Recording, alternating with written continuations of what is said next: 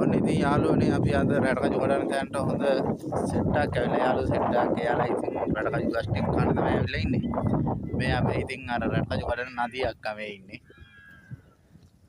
මේ ලස්සන අම්මෝ මේ ඊනා මේ මේ අද ඉතින් මේ යාළුවෝ සෙට් එකක් ඇවිල්ලා ඉන්නවා. අද අලුත් යාළුවෝ සෙට් එක රටකජු ටික කඩලා ඉවර වෙච්ච ගස් ටික කන්න යාළුවෝ සෙට් එකක් ඇවිල්ලා ඉන්නවා.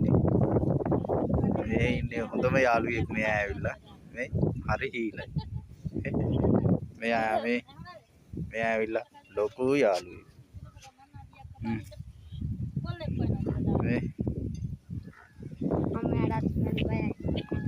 මේ හොඳ යාළුවෙක්